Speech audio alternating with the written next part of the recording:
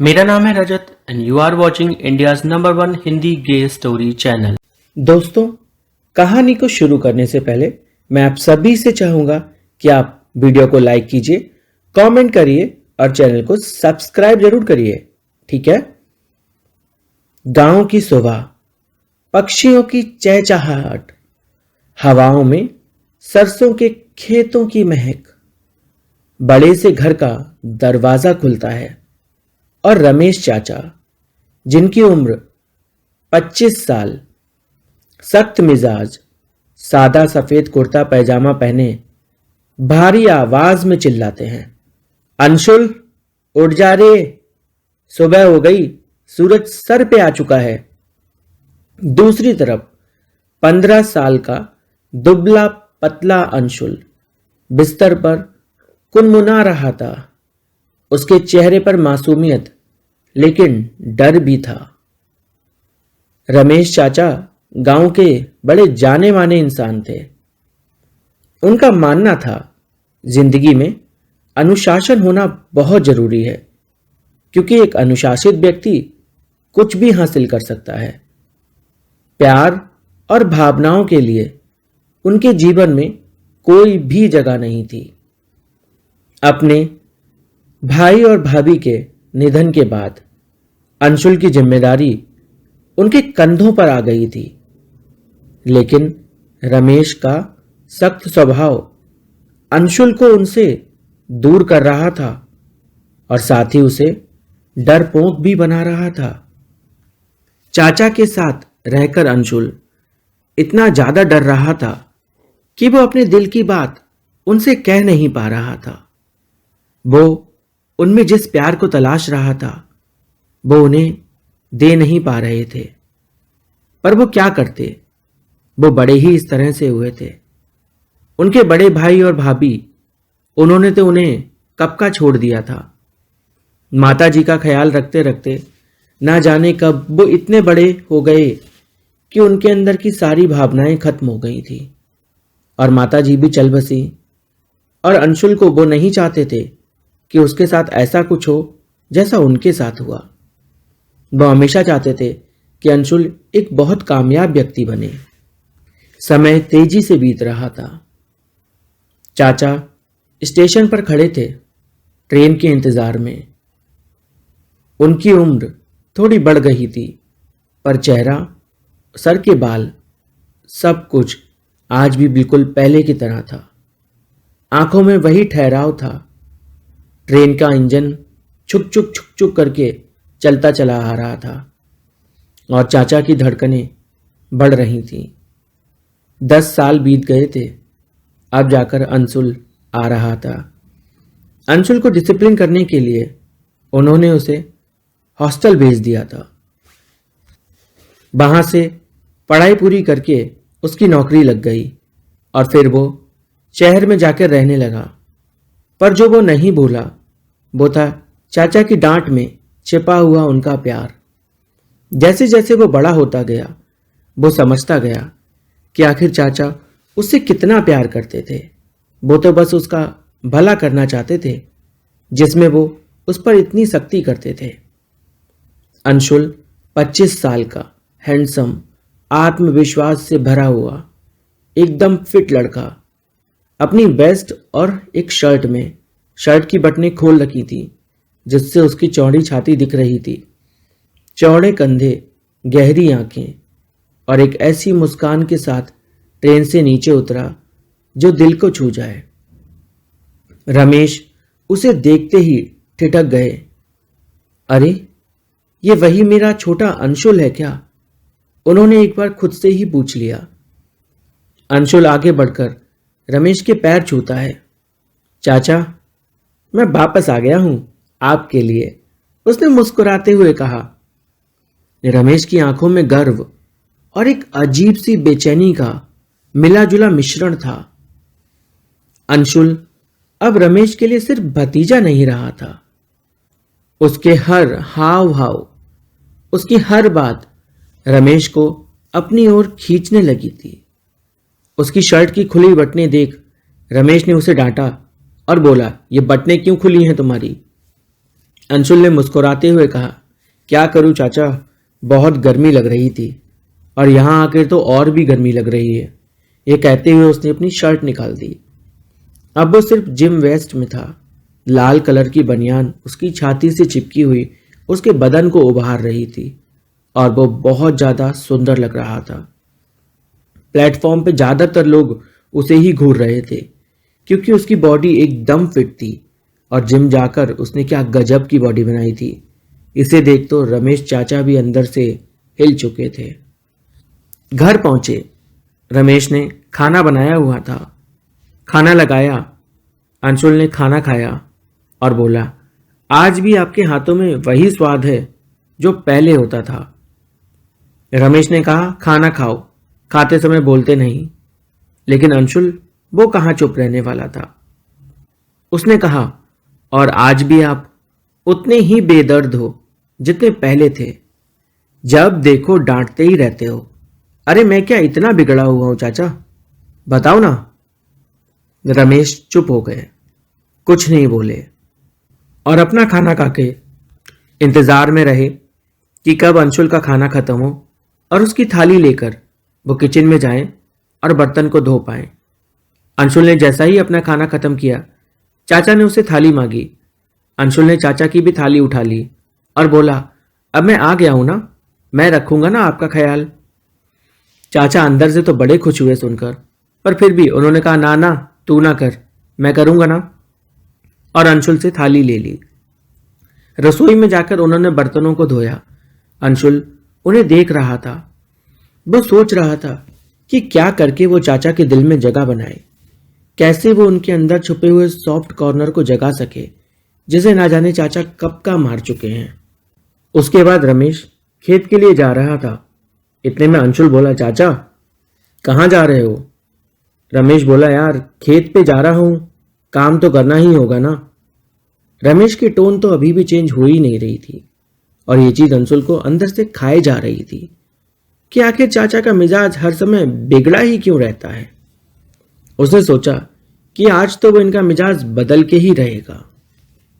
उसने कहा, मैं भी साथ चलता हूं। पहले तो चाचा ने मना किया, पर अंशुल जब ज्यादा ही जिद करने लगा तब वो कुछ भी नहीं बोले। उन्होंने बाइक पे अंशुल को बिठा लिया। खेत के लिए निकल गए। पूरे रास्ते अंशुल दुनिया भर की बातें करता रहा और बातें कर करके चाचा का पूरा दिमाग खा गया। बाइक रुक गई, पर अंशुल की बातें रुकने का नाम ही नहीं ले रही थी और चाचा तो बस अंदर ही अंदर परेशान हुए जा रहे थे कि कितना बोलता है ये लड़का। कभी ये ही वही लड़का था जिसके मुंह से एक शब्द नहीं निकलता था और आज इसकी तो जबान रुक ही नहीं रही। चाचा ने बाइक साइड लगाई और अंशुल को उतरने के लिए कहा, पर अंशुल अभी भी बोले जा रहा था। चाचा बाइक से उतरे और उन्होंने अपनी एक उंगली अंशुल के होठों पर रख दी। ये पहली बार था जब अंशुल के बदन में कुछ इस तरह की झुरझुरी दौड़ी जो इससे पहले कभी नहीं दौड़ी थी। वो समझ नहीं पाया कि आखिर इस पल में उसने क्या महसूस किया जो बाकी पलों से अलग है। बचपन में भी चाचा उसके मुंह पर यूं ही उंगली रखकर उसको चुप कराते थे, पर आज कुछ एहसास जगा गई ये उंगली। वो एकदम खामोश हो गया। चाचा ने अपना फावड़ा निकाला और फिर उन्होंने अंशुल से कहा, तुम बैठ जाओ। अंशुल बैठ गया और फिर चाचा ने जुताई शुरू कर दी। उन्होंने खेत को अच्छे से जोता। अंशुल उन्हें देख रहा था और फिर उसके बाद उन्होंने खेत में पानी छोड़ा। अंशुल ने मदद करने की सोची, पर चाचा ने उससे कहा, तुम बस बैठे रहो, बोलो मत, बहुत ज्यादा बोलते हो तुम। अंशुल चुपचाप मुंह पर उंगली रखे बस बैठा रहा, इंतजार में कि कब चाचा उसे मौका देंगे और वो बात कर पाएगा उनसे। चाचा लगे रहे अपने काम में। लगभग 2 घंटे निकल चुके थे, पर वो रुकने का नाम ही नहीं ले रहे थे। अंशुल को गुस्सा आ गया। वो गुस्से में उठा और बोला, बस करो यार, कितना बिजी रहते हो, कभी तो फ्री रहा करो। इतने सालों के बाद आया हूं, फिर भी आपका मेरे से बात करने का बिल्कुल मन नहीं है। फिर क्यों ही बुलाया था आपने मुझे, क्यों फोन किया था, ना करते ना। चाचा समझ गए कि अंशुल को गुस्सा आ रहा है। उन्होंने काम छोड़ा और अंशुल के पास आए। बोले, देख बेटा, मैं अगर काम नहीं करता तो तुझे पढ़ाता कैसे? इस पर अंशुल बोला, तो आपने मुझे पढ़ा दिया है, कुछ बना दिया है, अब रुक भी जाओ। कम से कम थोड़ी देर तो मुझसे बात कर ही सकते हो ना आप। बचपन में भी मैं आपसे बहुत डरता था, इतना डरा के रखते थे आप, हर समय चिल्लाते रहते थे, ऐसा लगता था जैसे घर में नहीं आर्मी में हूं और आप कोई कमांडर हैं जो बस इंस्ट्रक्शन देते रहते हैं। कम से कम अब तो बंद करो। यह सुनकर रमेश अपनी हंसी को रोक नहीं पाया और वो जोर जोर से पागलों की तरह हंसने लगा, बहुत जोरों से।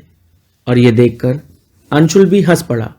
दोनों साथ में पहली बार हंस रहे थे और दिल खोलकर बस हंसे जा रहे थे। हंसी को रोकते हुए रमेश बोले, हाँ बोलो ना, तुम्हें क्या बात करनी है? अंशुल बोला, जरूरी नहीं कि हर बात बहुत जरूरी हो, बस यूं ही मेरे साथ टाइम स्पेंड करो ना। मैं आपके लिए आया और आप ही मुझसे बात नहीं कर रहे, तो यहां मेरे आने का कोई मतलब ही नहीं रहा। समझ रहे हो ना आप, या नहीं समझ रहे हो अभी भी? रमेश बोले, हाँ हाँ बाबा, समझ रहा हूं, शांत हो जाओ आप थोड़ा। अब मेरे चाचा ना बनो तुम, मैं तुम्हारा चाचा हूं, मेरी बात सुनो। अंशुल भी हंसने लगा। फिर अंशुल ने बोला, चलो मेरे साथ चलो, बाइक दो मुझे। अंशुल ने बाइक ले ली, चाचा को पीछे बिठाया और फिर उनसे बोला, अब ये बताओ यहाँ पे सबसे अच्छा खाना कहाँ पे मिलेगा? चाचा बोले, अभी 2 घंटे पहले ही तो खाना खाया था हमने, तुमको अभी भी फिर से खाना खाना है? इतनी भूख लग गई? इस पर अंशुल बोला, मैं जिम जाता हूँ, एक्सरसाइज करता हूँ, तो भूख तो मुझे लगेगी ही ना, आपकी तरह ढीली ढाली बॉडी थोड़ी है मेरी। इस पर चाचा बोले, किसने कहा तुमसे कि मेरी ढीली ढाली बॉडी है? उन्होंने अपनी शर्ट की बटनें खोली। उनकी शर्ट के हर एक बटन के खुलने के साथ साथ ही अंशुल की दिल की धड़कनें बहुत तेज हो रही थीं। वो बस देखे जा रहा था। चाचा ने अपनी शर्ट उतार दी और बोले, देखो, छू कर देखो, बताओ कहाँ ढीली ढाली बॉडी है? अंशुल ने चाचा के शरीर को हाथ लगाया। उनके अंदर एक अजीब सी बेचैनी होने लगी, दिल में एक अजीब सी हलचल जो इससे पहले उन्होंने कभी महसूस नहीं की थी। रमेश खुद से पूछ रहा था, ये आखिर मुझे हो क्या रहा है? ये लड़का तो मेरा भतीजा है, फिर इसके छूने से मेरे अंदर ऐसे जज्बात आखिर क्यों जाग रहे हैं? क्यों मेरा दिल बार बार इसको देखकर, इसके साथ समय बिताकर बेचैन हो जा रहा है? क्या मैं इसके साथ ज्यादा नरम हो रहा हूं? वो कुछ बोल पाते उससे पहले ही अंशुल ने बोला, बस बस, ढक लो अपने शरीर को, अच्छी बॉडी है, ज्यादा इतराने की जरूरत नहीं है। चाचा बोले, क्या बोले तुम? अंशुल को लगा शायद वो कुछ ज्यादा ही बोल गया और वो चुप हो गया। उसने कहा, नहीं नहीं, कुछ भी नहीं कहा मैंने आपसे। चाचा ने कहा, कहा तो है तुमने, मैंने सुन लिया है, थोड़ा हद में रहो, इतना उड़ने की जरूरत नहीं है तुम्हें। थोड़ी सी छूट दी है, इसका मतलब ये नहीं मेरे सर पे चढ़कर बैठ जाओगे। अंशुल को लगने लगा कि चाचा अपने वही पुराने रुआब में लौट रहे हैं। मामले को ठंडा करते हुए वो बोला, अरे बैठो ना चाचा बाइक पे। उन्हें पीछे बिठाकर दुनिया भर के जितने भी गांव में मौजूद थे खाने की दुकानें, सब पर गया, पर चाचा को समझ ही नहीं आया उसको चाहिए क्या।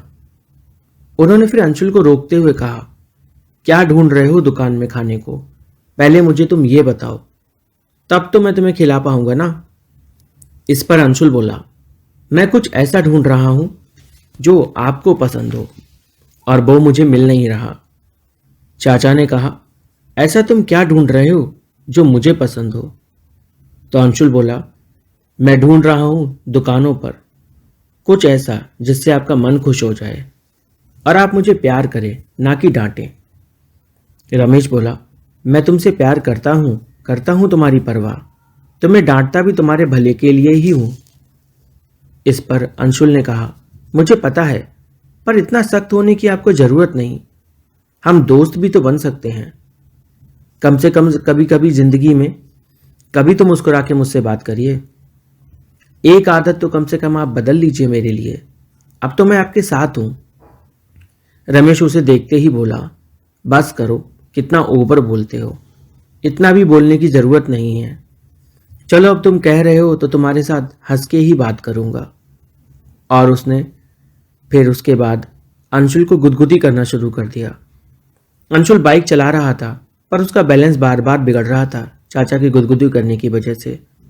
फिर उसने चाचा के हाथों को कस के अपनी सीने से लगा लिया और बोला, बस कस के पकड़ के रहो। और इसी तरह से बाइक चलाते हुए वो दोनों लगभग पूरे गांव में ही घूम लिए।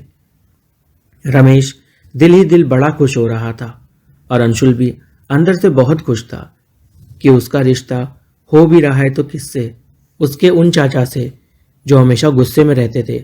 पर आज देखो ना, दोनों के बीच एक अलग सी दोस्ती सी हो रही है। कहानी में आगे क्या हुआ जानने के लिए चैनल को सब्सक्राइब कीजिए, वीडियो को लाइक कीजिए और कमेंट जरूर कीजिए।